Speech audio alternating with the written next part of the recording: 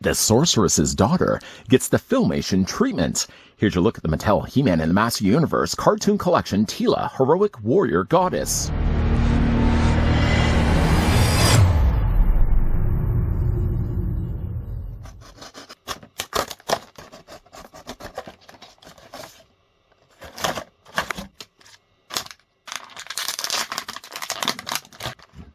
Each figure comes with a battle accessory and a mini-comic from the series that explores the new storylines and introduces heroes, villains, and allies in the timeless battle between good and evil. Aficionados will also love the classically stylized retro packaging. Well, she's sadly not part of the Secrets Club, but just before we get a closer look at the cartoon collection Teela, let's grab the tape measure and see how tall the figure stands. I'll also in a second bring in some other Teelas from the Origins line so you guys can see the differences of sizes. Teela is actually about 5¼ inches in height, or the figure is about 13½ centimeters tall. Yeah, I guess it was just assumed she would spill the beans about poor He-Man's secret identity, but here's what the figure looks like with the cartoon collection He-Man. You know, the thing about He-Man, and also one that actually is good at keeping secrets, here's what the figure looks like with the Duncan or Man-at-Arms from the cartoon collection. Both those figures were actually using brand new bodies. They weren't recycling ones from the Origins. And yet, though, when we actually bring in the original Origins Teela, it seems to be the case that they use the exact same body. Why? Why would they have not have actually made Teela a little bit higher in scale with He-Man? Because I just feel like now she looks like just a Origins Teela with just a different cartoon-inspired head sculpt. Here's what the figure also as well looks like with the Teela got packed along with Zor. And here's as well what the figure looks like with the Green Goddess. Let me draw your attention to the pieces of paper off to the side here. The more useless of the two happens just to be the one that shows us how to swap out the parts here for Teela. I didn't even bother opening it up. You can swap out the arms, you can swap out the lower legs, you can remove completely the lower half of her body, and of course you can pop off her head and swap it around with other figures. Going to be discarding that quickly into the recycling bin. You couldn't probably hear it, but it went right into the recycling bin. Well, the recycling bin is only about a ½ foot away from me. The thing that also kind of confuses me is the mini comic. Not that we get a mini comic, but look the way that they've actually bound it. Instead of actually adhering it from the side or seaming the side, it actually looks like they've stitched it up like an old novel with threading. Why? I don't know if that's going to be the case when we look at Trapjaw. Oh, I just gave it away. We are going to be looking at Trapjaw in an upcoming review. I don't know, though, if his mini-comic is going to be the exact same. But what is the deal with actually stitching the top of this with threading? It just doesn't make any sense to me. It also gives us a very bold white line here to the side. If you have picked up any of the second wave of Master Universe cartoon collection figures, let me know if your mini-comic is also weird and janky like this. On the inside of the comic, of course, we got a continued story. This is a pre-Eternia, by the way. There's Trapjaw down below. There's Teela up to the off far corner. It looks to be the case that they're not only battling dinosaurs, but 3-headed dragons. Oh my. Flipping through the pages, there seems to be a gold horse. There's Orko. And then on the back, there's the advertisements of the other figures that are part of this wave. We will be looking at Trapjaw. I have yet to actually pick up Merman. I'm super excited to get Merman and get my hands as well on Stratos. Those figures, when I do eventually pick them up, yes, will be coming soon to this channel. So, ... Stay tuned for that. ... Let's look at the accessories that come included now with Teela. First of all, the figure comes included with the training robot that was from Pawns of the Game Master. Not one of my favorite episodes, but it did give us at least a chance to give us an episode-inspired accessory. Unfortunately, though, while not only the robot having very limited articulation, you can only really just move the arms back and forth, not that I would expect any more than that, but there's no real way to actually have the robot displayed. It should really be able to fly around, and it's fine and good if you actually just hold it by your hand and go... But there's no other way to display this with the figure. Why would they not have put a blasted hole on the bottom of the training robot and not included maybe an acrylic stand? Something that you could have just attached onto the bottom of the robot and then had that displayed next to Teela. Without that, and short of maybe just adding a little bit of line onto the top and just having this suspended from the ceiling, there's nothing really else that you can actually do with the training robot itself. I mean, again, it looks okay. There's not really much in the way of paint. It's only really relying on the more silver plastic. A little bit of marbling is also there as well. But again, I appreciate at least that they took the time to add the articulation, but I would have appreciated even further if they had actually taken the time to put a hole on the bottom of it so you're not having to do this all the time. You could have actually attached this onto the display stand and had it not just displayed with the figure. She does at least come included with her sword. As I think up to this point, other Teelas have mostly only come included with her staff or, again, her shield.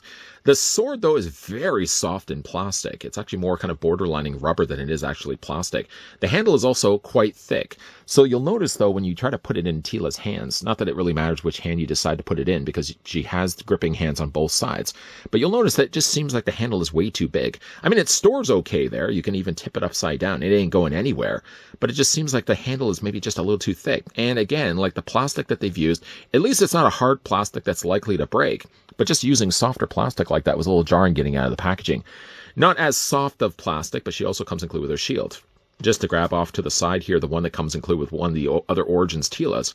A little bit larger of a size. It has a lot less detailing done to it. So again, all the little rose motif that they have on the front is now replaced instead with all these little larger orbs of plastic. And then again, there's a larger one in the middle. If you look on the back, though, they basically attach to her hands the exact same way. The loop of plastic simply just grips around her gripping hand. And of course, we just go ahead and do that right now. I don't know why I was going all quiet there for a second. Let's get that in her hand, and at least she has the means to wield both weapons. That's good. Removing them, at least for right now, we'll put them off to the side. We'll get a closer look at Teela. I do like the look of the face, although the face seems really squished together. I mean, I think they probably could have spread it out just a little bit more. Unfortunately, though, by using the limitations that go along with an Origins body, I feel like they had to kind of shorten out her proportions when it came to her face as well. Whereas maybe, for example, when you compare it along with He-Man, you know, she should really be kind of like, this is where she is right now. This is, I feel, where she should be. She should be just a little bit taller. So she would have to be maybe about like half a leg longer in order, I feel, to be scaled a little bit better with He-Man. She also is, because she's using an Origins body, she seems and comes across, at least to me, like really small, fine features, very petite. Is that the proper term that we can give now? Petite? She seems a little petite. Her arms and legs are going to be pretty much exactly the same as the original Origins Teela. We'll just grab off Origins Teela so you guys can see. Obviously, one thing that's nice is that they have fixed the knees. The original Teela just sort of had these weird cut-off knees down below here. This one at least gives you more kind of the suggestion that what knees should actually look like if you know anatomy. The boots seem to be the exact same. The torso is, though, one thing that's completely different. Customizers should really enjoy this particular version of Teela because this whole front chest piece is actually softer plastic. If you were to peel this off, what you would be getting basically underneath is just a clean slate buck body. A buck body would basically allow you to go in and customize it to do something different. So instead of having to take, say, for example, a Teela, sand down all the features if you want to start at a fresh slate, this one, at least, all you really would need to do is take this whole torso piece off. Not that I'm going to be doing, I'm just going to be keeping on the figure. But this basically just being as soft as it is. You probably would just have to pop the head. You'd pop and remove the shoulders on either side, and you would just slide that off completely. And then you basically would just get a basic body underneath that, which is really actually, again, a good thing if you're a customizer. I'm not a customizer. I don't customize MOTU figures, so I'm just going to keep Teela the way that she is, especially for the fact that figures like this aren't easy to come by here in Canada. I had to order all of these online, and I paid a little bit more for that. The actual details, again, on the figure look really good. I mean, she's got the little tiara there on the top. This is actually more of a harder plastic, but I think they've matched the colors of the gold pretty good to the armor that she has there in her bodice. The gold on the arm bracelets also match very nicely. And underneath that basically is just a white outfit uniform. And then down below, again, she's got the boots that have now painted white fur on the top. The other Teela would have had just all brown boots. And again, now she's got the bracelets there on the side, which the original Teela would have had much more decorative details on the sides. Like, again, just to bring back in Teela so you guys can see. Yeah, this Teela kind of keeps things a little bit more simple, but keeps it closer to the way that she looks in the cartoon. Now, for the details aside, of course, now we look at the figure's posability. The head is going to be on a ball joint, so yes, it does rotate all the way around. It looks up, it looks down, and it moves also back and forth as well. Just, again, a great-looking head sculpt, but I feel like proportionally would have worked a little bit better had they only come up with a brand new body for the Cartoon Collection females. The waist is still going to be on a straight swivel. The arms do come out at 90 degrees. You can also take those arms and rotate them all the way around. I don't know why I had to make the noise to do that. She has a single hinge only in the elbow, but at least it allows the arm to rotate back and forth. And the hands do as well rotate all the way around. Legs split out. They're a lot easier to move than the original Origins Teela. That I still have a tight leg on one side. Not my leg. This leg was tighter on the original Origins Teela. Doesn't seem to be the case with the newer Teela. Legs go forward, legs go back. There's no real swivel at the top of the thigh. There is, though, a single hinge on the knee. rotates the lower leg, the boot also rotates, and the ankle does move back and forth, and ankle back and forth this way as well. I suppose if you wanted to, I mean, not that I'm one that likes to do this, but I guess you could really get the figure in also that kind of crouching pose and make her look more like kind of the original 80s vintage Teela. But again, being that you're probably buying this for the idea that she's supposed to look more like her cartoon self, I don't think most people are probably going to do that. In favor instead, I feel, of just having the figure's legs straight. Good, pretty looking sculpt for Teela, but I tell you, here's a couple of problems I have with the figure. Not standing her is one of them. It's just basically the idea that I don't feel like she's scaled right for when it comes to the other cartoon collection figures. I mean, for He-Man alone, I mean, if you look at the size of his arms and look at the size of his legs, Teela should have been at least, eye level of He-Man? Maybe a little bit taller, at least half a head taller. I don't feel like, I don't think that Mattel really made the right choice by simply just using an Origins-style size body and just giving her a cartoon-inspired head sculpt. I think the end result is that she does stand out.